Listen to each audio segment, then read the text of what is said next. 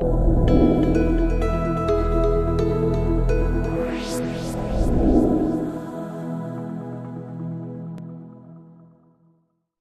this video, we are going to learn how to use the G7 features of version 12.1. I'm going to begin in Media Manager, and I'm going to start out by making a new media profile.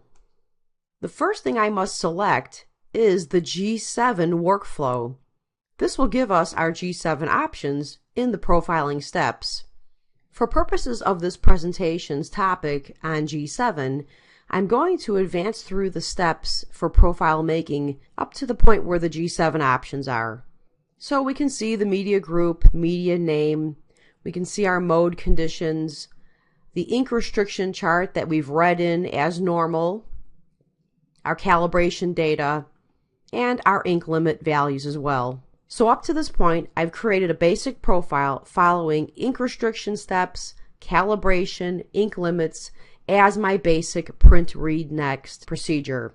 Now I am at the G7 grayscale correction portion of my profiling. In this step, I will print my G7 P2P grayscale chart. I'll select the spectrophotometer device that I'm using, let my defaults be set to use my G7 native CMY, and my P2P standard swatch of my P2P 51 swatch default. I'll set my conditions specifically for my printer, and now I'll print this chart. I see in my RIP my chart is ready to print. I would now print that swatch, return to Media Manager, and I would read in my information using my spectrophotometer. Now I have read in my information with my spectrophotometer. If I am using a third-party software, at this point in my options, I can import that information. I will move on to the next step, and it is here we come into our verification swatch. I will print my swatch.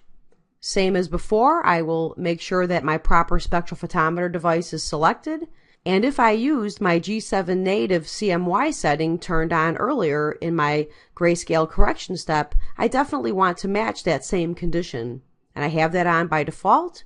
Now I will print this chart. I'll return to the RIP, see my chart for my verification process, and I'll print that. Once that chart has printed, I'll return to Media Manager, and I will read in that information. Once my readings are entered, I can see my verification status that I have passed.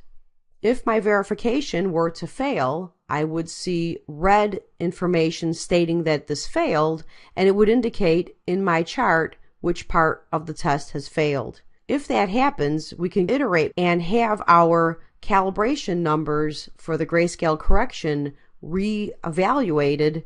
Then I would go back in to print that swatch based on those new numbers, read that in, and then be aware of my status. When iterate is selected, it will use the curves you just had and it will reiterate them. So the next step would be to print the swatch again as a reiterated step, read the information in, and then take note of your fail process status that maybe that is now set to a pass status. This iterate is something that will overwrite the values. So if you fail in your verification process and you want to perform the iterate, you may want to stop at this time and make a backup and then go in and do the iterate to the backup process. So before I iterate, if I want to make a copy, I'll stop here, I'll say yes, then I'll go in and make a copy, I'll add iterate, and then I'll make an edit and return back to the screen of the iterate process. At this point, I can click on iterate, confirm my message, and follow those steps. So at this point, I'm going to reprint my swatch. Once my swatch is printed, I will read that information in, and now I can see my verification. Again, this is an optional setting if your verification fails. Our next step is to continue and print our ICC swatches and perform our color management process with our ICC build.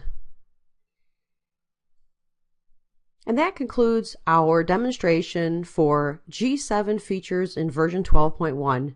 For more information, please visit our website at onyxgfx.com. Thank you.